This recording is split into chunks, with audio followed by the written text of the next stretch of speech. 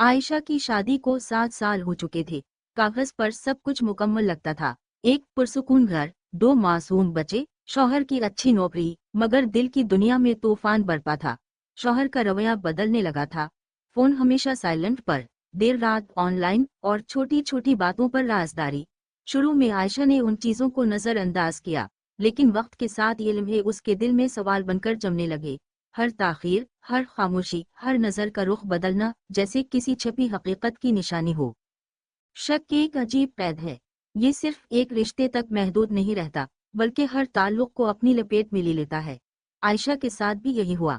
वो दोस्तों की बातों में भी छुपी नीयत तलाश करने लगी, घर वालों के रवैये में भी फासला महसूस करने लगी, और खुद अपने फैसलों पर भी एतमाद खोने लगी। ये वो मरहला था जहाँ शक सिर्फ एहसास नहीं रहा, बल्कि जिंदगी का रवैया बन गया। पहली मुलाकात में मैंने इसे कहा, ये जगह आपके लिए महफूज है, यहाँ आप जितना चाहें खुलकर बोल सकती हैं। यहाँ कोई फैसला नहीं, कोई इल्जाम नहीं, सिर्फ सुनना है। वो बोलती गई, और मैंने महसूस किया कि इसके ट्रस्ट इश्यूज आज पैदा नहीं हुए। ये कहानी कहीं पीछे से शुरू हुई थी, इसके बचपन से। जब वो छोटी थी, घर में एक दिन मोहब्बत होती और दूसरे दिन झगड़ा। कभी वालिद का गुस्सा, कभी माँ की खामोशी। रिश्तों में बार बार टूट फूट देखकर उसने दिल में ये यकीन जमा लिया था कि मोहब्बत हमेशा खत्म हो जाती है। उस वक्त का खौफ उसके दिल में जुमा रहा, और अब हर छोटे वाक़े पर वही खौफ दोबारा जाग उठता था।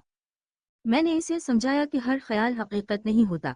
हमने एविडेंस वीएस असम्पशन की मशक शुरू की। मैंने कहा, जब शक आए तो उसे फौरन कागज पर लिखो, एक कॉलम में हकीकत जो तुमने देखी या सुनी, और दूसरे में कयास जो तुम्हारे दिमाग ने खुद बनाया।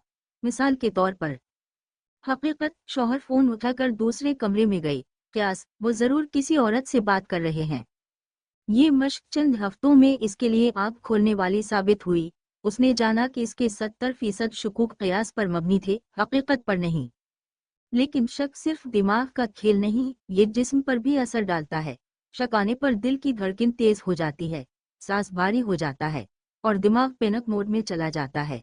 इसलिए मैंने इसे डीप ब्रीदिंग सिखाई। 4 सेकंड में सांस लेना, 4 सेकंड रोकना, 4 सेकंड में छोड़ना। ये सादा अमल उसके जिस्म को सुकून देता, और सुकून में लिया गया फैसला हमेशा जज्बात के बजाय हकीकत पर मबनी होता। हमने बाउंड्रीज पर भी बात की। मैंने कहा, एतिमाद का मतलब ये नहीं कि आप आंखें बंद कर लें, बल्कि ये कि आप वाज़ेह करें कि आपके लिए एहतराम और तवज्जो की क्या हुदूद हैं। इसने इल्ज़ाम के बजाय अपने एहसासात बयान करना सीखा। मसलन, जब आप देर से आते हैं तो मैं खुद को गैर अहम महसूस करती हूँ। ये जुमला इल्ज़ाम से कहीं ज़्यादा असर रखता है।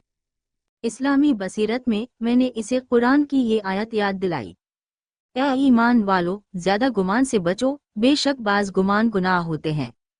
मैंने कहा, अल्लाह हमें सिर्फ दूसरों के बारे में हस्न ज़न रखने को नहीं कहता, बल्कि ये भी सिखाता है कि दिल को इल्ज़ाम और मनफी गुमान से पाक रखो, क्योंकि यही दिल का सुकून है। 6 माह बाद आयशा बदल चुकी थी। अब वो हर बात पर फौरन रद्दअमल नहीं देती थी। अगर शक आता भी तो खुद से पूछती, ये मेरा माजी बोल रहा है या हकीकत।